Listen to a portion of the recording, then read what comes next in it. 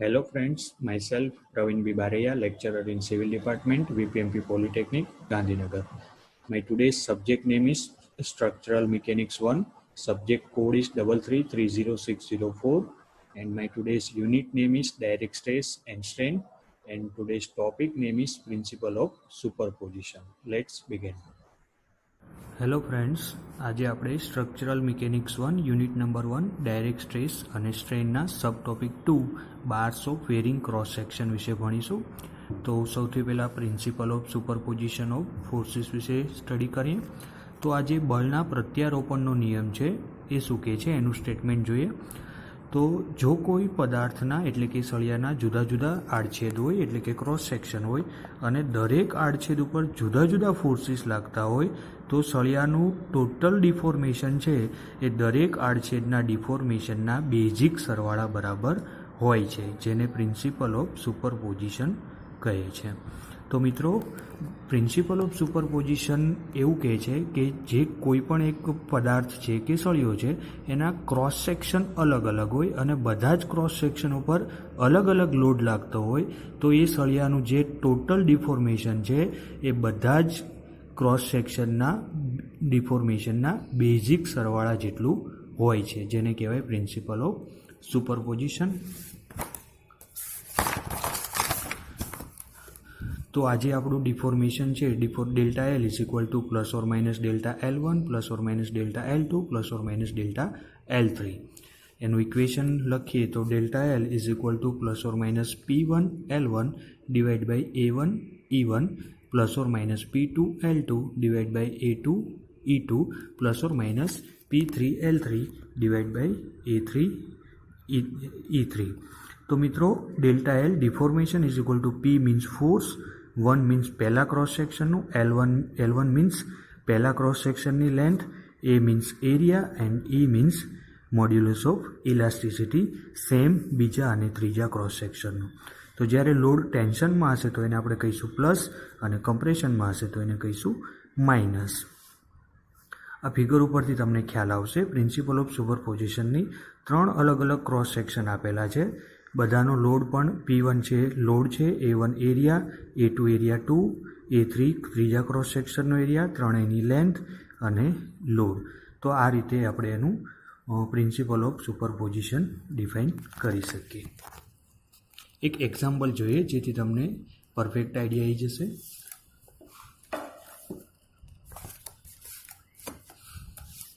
આ રીતે એક સળિયો છે એનું આપણને ફિગર આપેલી છે અને કહ્યું છે કે આનું પ્રિન્સિપલ ઓફ સુપરપોઝિશન, આનું જે લંબાઈમાં થતો ફેરફાર છે એ આપણે ફાઇન્ડ કરવાનો છે, delta L.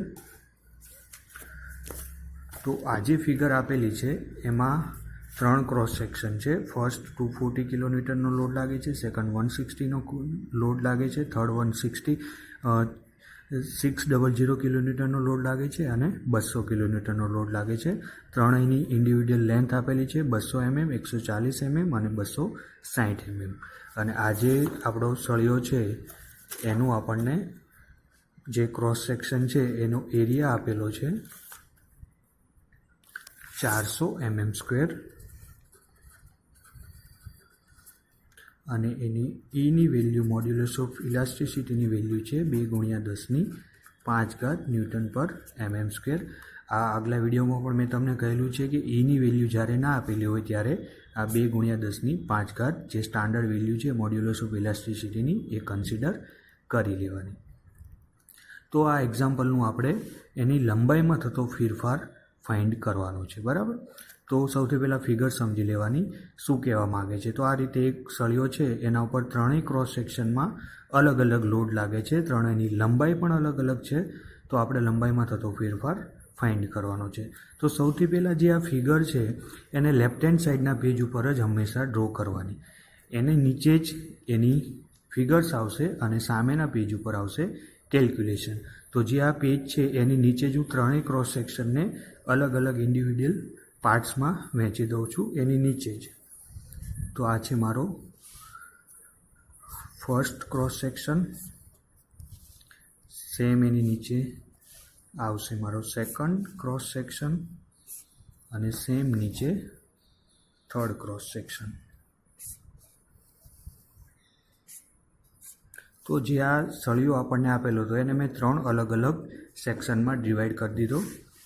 First cross section છે એની ઉપર લોડ લાગે છે આ ડાયરેક્શનમાં 240 કિલોન્યુટન અને લાસ્ટ વન આપેલું છે 200 કિલોન્યુટન બહારની સાઈડ. તો જે પહેલું અને છેલ્લું હું પહેલાં લખી દઉં છું, પછી વચ્ચેની કેલ્ક્યુલેશન આપણે પછી કરીએ જેથી ઇઝીલી તમને ખ્યાલ આવી જાય. અહીંયા 240 લાગે છે તો હંમેશા સામે પણ 240 જ લાગતો હશે લોડ, બરાબર. સેકન્ડ થિંગ, અહીંયા 200 લાગે છે તો અહીંયા પણ સામે 200નો જ લોડ લાગતો હશે, બરાબર. હવે આપણે પહેલું અને છેલ્લું થઈ ગયું છે, વચ્ચે ઉપર આવી જઈએ તો અહીંયા ફિગરમાં તમે જોઈ શકો છો 600 કિલોન્યુટન આપેલું છે, બરાબર. 600 આપેલું છે, બટ આપણે શું કર્યું છે, પાર્ટ 3માં આપણે 200 કિલોન્યુટન આને વેચી દીધું તો અહીંયા કેટલું બચશે, 400 કિલોન્યુટન. સેમ અહીંયા 400 છે તો સામેની બાજુ પણ 400 જ હશે. તો આ થઈ ગયું આપણું લોડ ડિસ્ટ્રીબ્યુશન ત્રણેય સેક્શનમાં, બરાબર. હજુ એકવાર આને ક્રોસ ચેક કઈ રીતે કરીશું, તો સૌથી પહેલાં જે આ ફિગર આપેલી છે 240 અને 200 એને પહેલાં લખી દઈએ. 240 અને 200, 200ની સામે 200, 240ની સામે 240.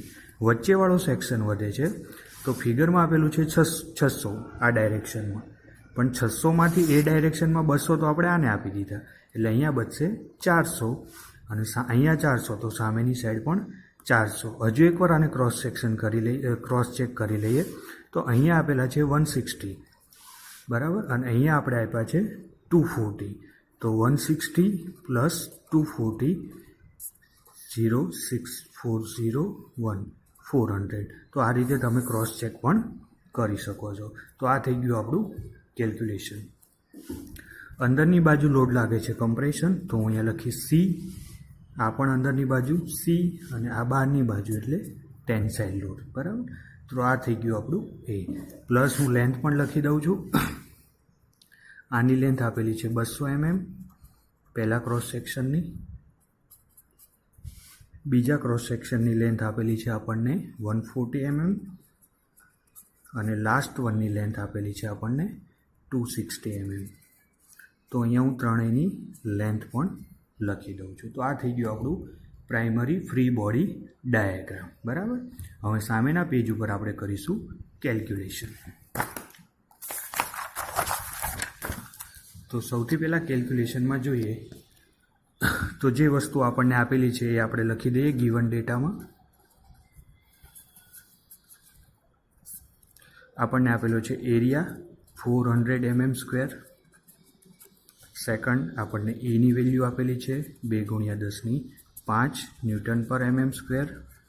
આ બંને વસ્તુ આપણને આપેલી છે. હવે આપણે from the free body diagram, આપણે જે ફ્રી બોડી ડાયાગ્રામ દોર્યા છે એના પરથી આપણે ઇન્ડિવિડ્યુઅલ લોડ અને લેન્થ લખી દઈએ. તો અહીંયા હું લખીશ from free body diagram. Free body diagram ઉપરથી આપણને મળશે અહીંયા P1, P2 અને P3. તો P1 છે આપણું કમ્પ્રેશન લોડ લાગે છે એટલે -240 કિલોન્યુટન. સેકન્ડ P2 પણ કમ્પ્રેશન છે તો -400 કિલોન્યુટન અને last one P3 is equal two tensile છે તો 200. થિયરીમાં મેં તમને કહ્યું કે ટેન્સાઇલ હોય તો પ્લસ લઈશું અને કમ્પ્રેસિવ હશે તો માઇનસ લઈશું. તો આ થઈ ગયા આપણા ત્રણેય load. Next one length 1, length 2 and length 3. તો લેન્થ 1 છે આપણી 200 mm, લેન્થ 2 છે 140 એન્ડ લેન્થ 3 છે 260. ઓકે, નાવ આપણું ફાઇનલ ઇક્વેશન, જે આપણું ઇક્વેશન છે ડેલ્ટા એલ લંબાઈમાં થતો ફેરફાર શોધવાનું જે સૂત્ર છે પ્રિન્સિપલ ઓફ સુપરપોઝિશનનું એ એપ્લાય કરીએ.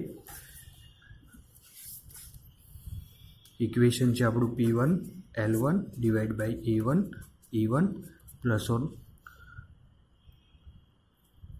Plus P2 L2 A2 E2 plus P3 L3 upon A3 E3. તો આ ઇક્વેશન છે હું લખી દઉં છું. હવે આ ઇક્વેશનમાં આપ જોઈ શકો છો કે એરિયા આપણો ત્રણેય ક્રોસ સેક્શનનો સેમ છે. આપણને જે એરિયા આપેલો છે 400 mm², એ ત્રણેય ક્રોસ સેક્શન માટે સેમ છે. જો ત્રણેય ક્રોસ સેક્શનનો ડાયામીટર અલગ અલગ આપેલો હોત તો ત્રણેય માટે આપણે ઇન્ડિવિડ્યુઅલ એરિયા ફાઇન્ડ કરેલ, બટ આ એક્ઝામ્પલમાં ત્રણેય એરિયા સેમ છે અને ઈની વેલ્યુ પણ સેમ છે 2 × 10⁵. તો આપણે આ ઇક્વેશનમાંથી 1/AE કોમન કાઢી દઈએ જેથી આપણી કેલ્ક્યુલેશન ઇઝી થઈ જાય. તો હું અહીંયા કાઢીશ 1/AE. તો અંદર રહેશે મારું સૂત્રમાં ઇન્ટુ P1L1 પ્લસ P2L2 અને પ્લસ P3L3. તો મારી કેલ્ક્યુલેશન એકદમ ઇઝી થઈ જશે. હું 1/AE કોમન કાઢી લઉં છું કારણ કે એરિયા અને મોડ્યુલસ ઓફ ઇલાસ્ટિસિટી ઈની વેલ્યુ સેમ છે. તો આ બધી જ વસ્તુ મિત્રો આપણી જોડે છે એને સૂત્રમાં એપ્લાય કરીએ. તો આપણું delta L is equal to 1/એરિયા. એરિયા છે આપણો 400, ઈની વેલ્યુ છે 2 × 10⁵ ઇન્ટુ કૌંસમાં આપણું આવશે P1. પહેલો જે લોડ છે એ છે આપણો 240 - 240. લોડ અહીંયા હતો આપણો કિલોન્યુટનમાં, પણ આપણું જે લેન્થ છે એ એમએમમાં છે, તો એને પણ આપણે ન્યૂટન પર એમએમ કરવું પડે. તો એના માટે 10⁻³ હું લખી દઈશ અહીંયા, ઇન્ટુ લેન્થ 200 માઇનસ સેકન્ડ. બીજો લોડ છે આપણો 400 ઇન્ટુ 10⁻³ ઇન્ટુ બીજી લેન્થ છે આપણી 140 અને પ્લસ